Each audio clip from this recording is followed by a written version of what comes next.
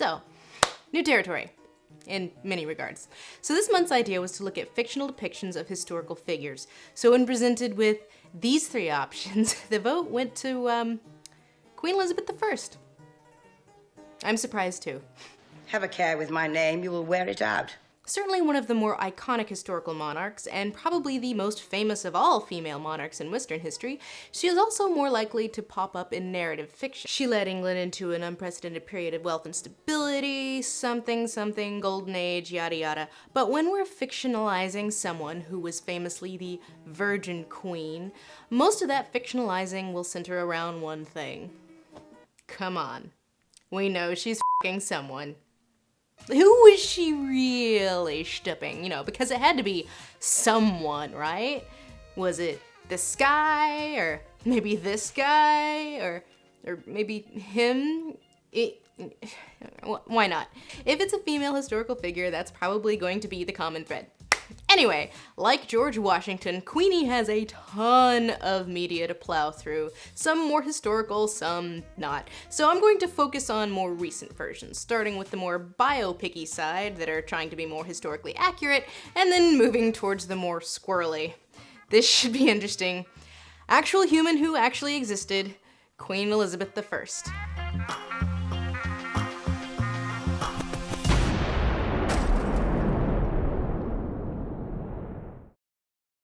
Elizabeth I should never have been queen. Well, I can scratch that. It's more like she had to blow through a whole host of royals who were in line ahead of her before she was able to become queen. King Henry VIII had a big obsession with producing a male heir, you know, more than usual, which led to him blowing through 6 wives in order to get his precious male heir, who died at the age of 15, leaving him with his 2 half-sisters to duke it out over the throne. Elizabeth was declared a bastard when her mother, Anne Boleyn, was executed for alleged adultery. But then, some years later, both she and her older half-sister Mary were restored to the line of succession after King Henry mellowed a bit. So, after Henry VIII died, Elizabeth was in line behind her brother Edward, her sister Mary, and one random Protestant cousin whom the young dying Edward declared his successor on his deathbed because she was Protestant and Mary was Catholic, and she made it about 9 days before being executed. Hey, Game of Thrones was inspired by something. After Bloody Mary died of what was probably ovarian cancer without an heir, Elizabeth became queen at the age of 25. England then flourished under her absolute monarchy, and the Tudor dynasty ended. And she was also a patron of Shakespeare, so she's generally remembered pretty favorably. You know, by the English anyway. Flash forward to the era of film and television. Elizabeth's portrayals are generally sympathetic, but that also depends on what part of her life we are focusing on, or how we feel about Mary, Queen of Scots, whom Elizabeth had executed for an alleged coup against her. In the 19th and early 20th centuries, there were more dramas about Mary than about Elizabeth, but more recently the focus and sympathy has shifted back Elizabethwards. Anyway, so, Virgin Queen. Really now? There's always been speculation on who, if anyone, Queen Elizabeth was doing her royal duty with while she was on the throne, included but not limited to Sir Robert Dudley, Earl of Robert Devereux, Earl of Essex, whom she would later have executed for treason, the Duke of Anjou, Thomas Heneage, Christopher Hatton, even Sir Walter Raleigh. That was the fixation back in the day. It's still more or less the fixation now with her portrayals, and it varies in some curious ways. And the thing is, we'll never really know one way or the other. So I wasn't originally intending to include biopics, but I think that's a good place to start, since inevitably they're going to stretch the truth or make things up outright. In 1998, we have our most well-known Elizabeth biopic titled Elizabeth, which made Cate Blanchett famous and ushered in a new era of Elizabeth being in everything. The film starts during the reign of Queen Mary I, aka Bloody Mary, and yep, she were real big on the whole Protestant burning thing, hence the name. Elizabeth puts more focus on this and how evil and ugly Mary is than the movie's closest comparison, a 2006 miniseries produced for the BBC called The Virgin Queen. Elizabeth is much more cartoonish. She was born a bastard. She will never rule England. In both Elizabeth and The Virgin Queen, the big love interest is Sir Robert Dudley. He's just like this charming rando, and Elizabeth who's always like, hey, my first 3 buttons are undone. Bess. There's also a scene where Dudley and Liz do it while like 5 of her ladies in waiting just watch. Dudley's got a big part in The Virgin Queen too. Ride with me, Bess. Ride with me like you used to. More like Sir Robert Studley. See, I told you I'd find a way to work Tom Hardy into anything. Or Transformers. The theme/thesis for both seems to be about who Elizabeth will marry. Solution being that she'll marry England. I am married to England. Which is, you know, what she said IRL.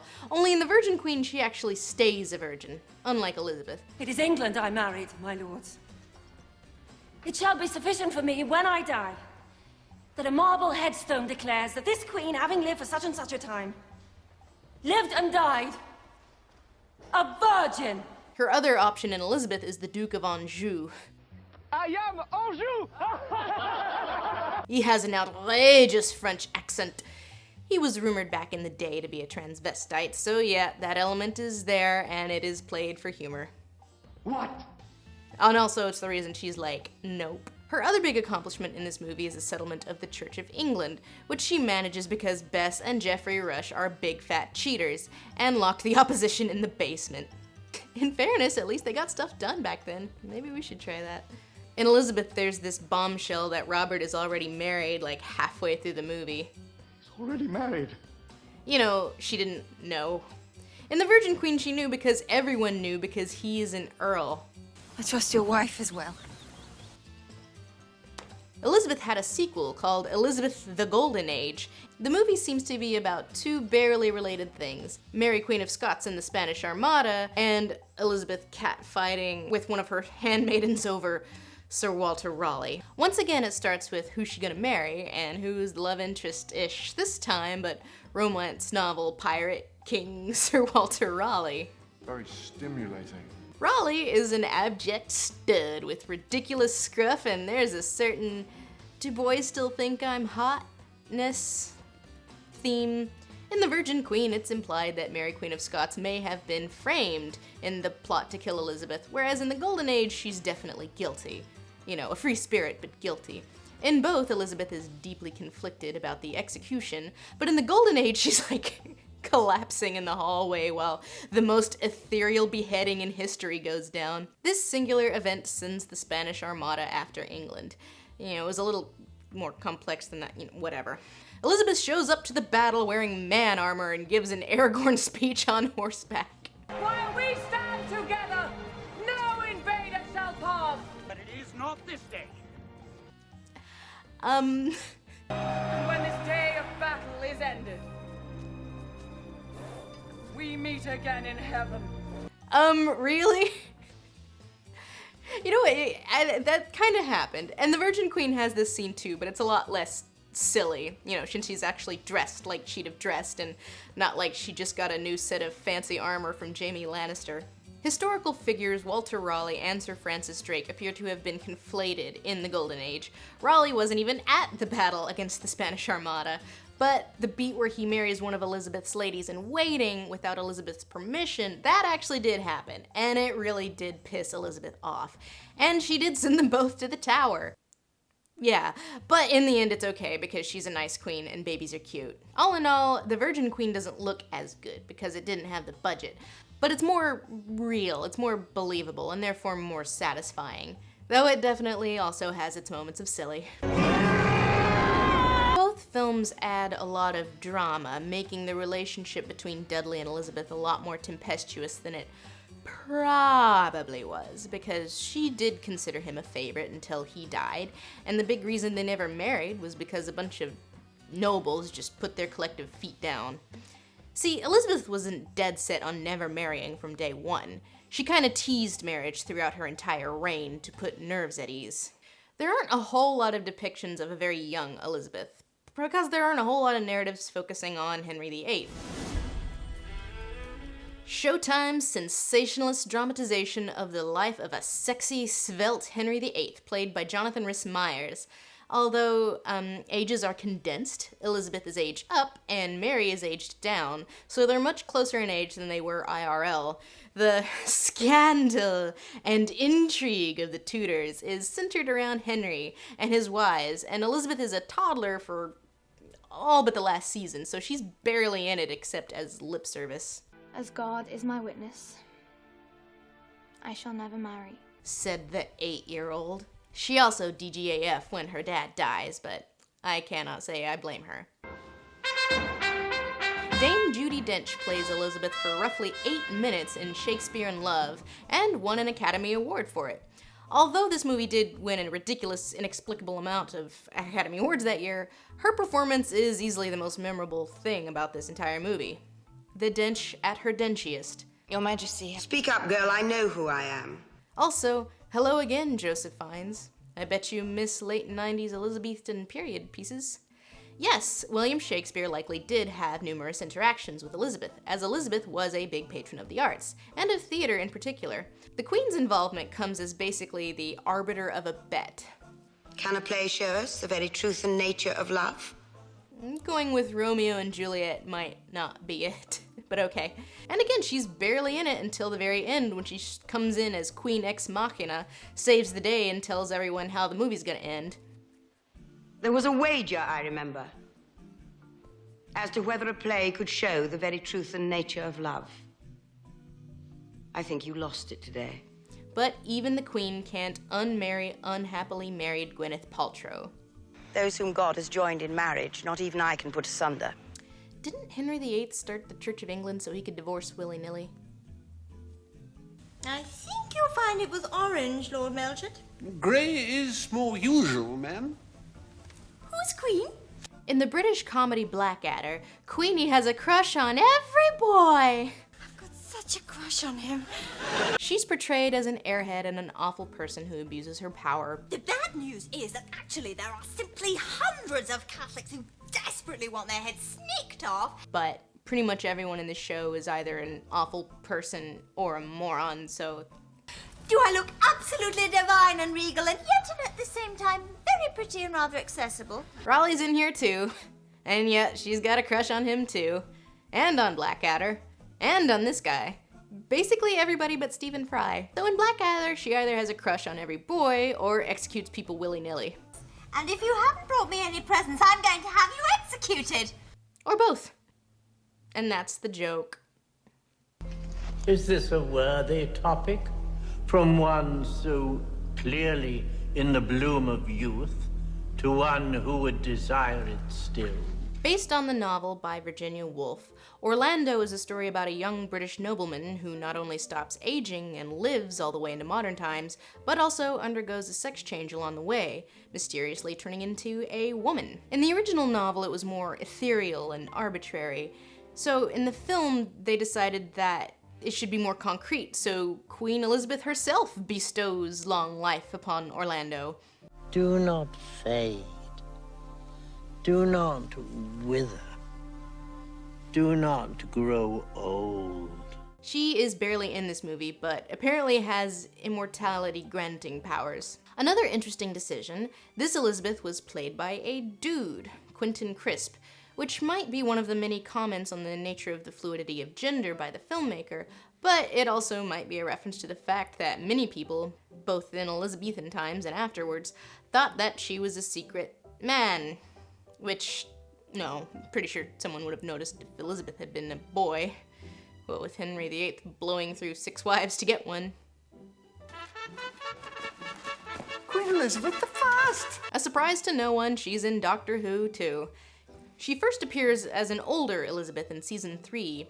She's coming to the Globe to see Shakespeare's lost play, Love's Labour's Won, which probably was a thing and probably is actually lost. When she marches in, it turns out that she's already met Doctor Who. You know, time travel, things don't always happen in order. And he has done a bad, it seems.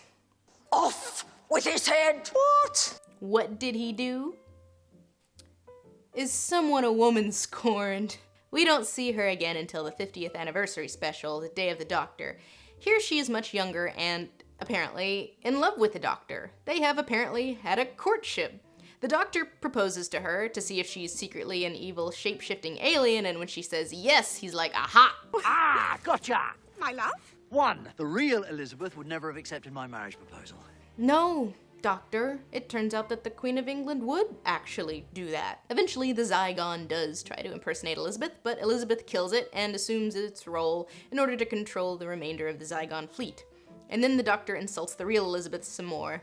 It's not just the smell, or the unconvincing hair, or the atrocious teeth, or the eyes, just a bit too close together, or the breath that could stun a whore. What a catch. This doesn't faze her, and she does make the Doctor marry her, after which he immediately abandons her, thus, I guess, solidifying why she hates him so much in that earlier episode.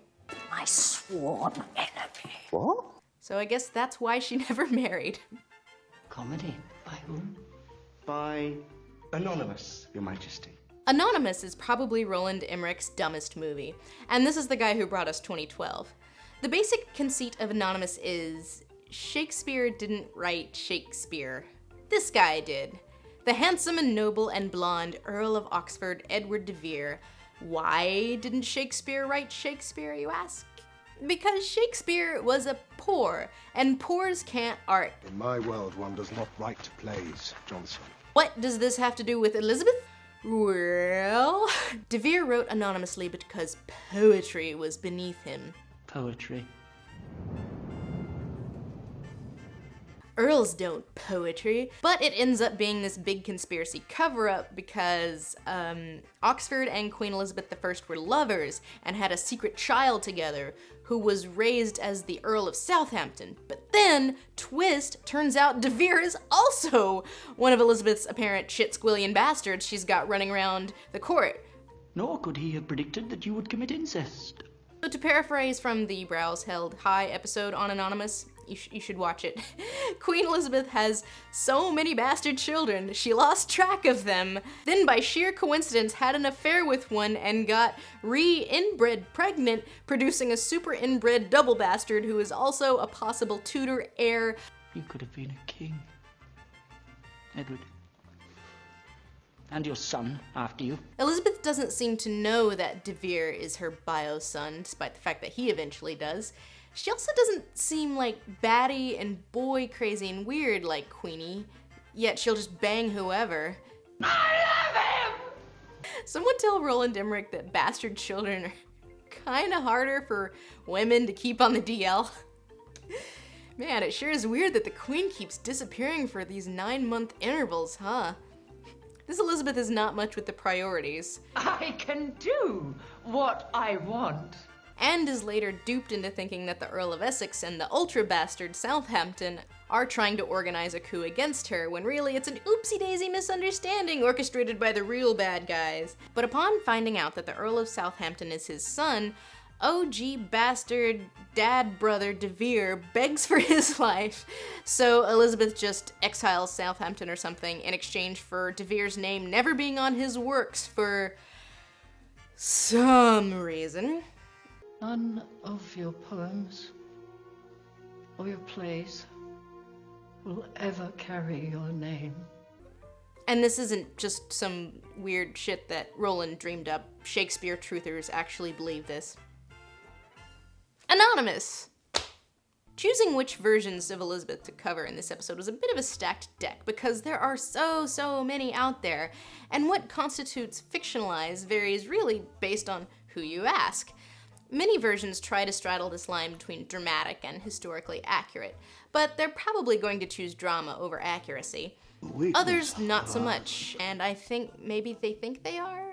Why does this exist? So with that in mind, it is funny that the further you get from a historical event, the more okay it is to appropriate someone's life for your fictional narrative. There was a wager, I remember, as to whether a play could show the very truth and nature of love. I think you lost it today. Or your dumbass conspiracy theory.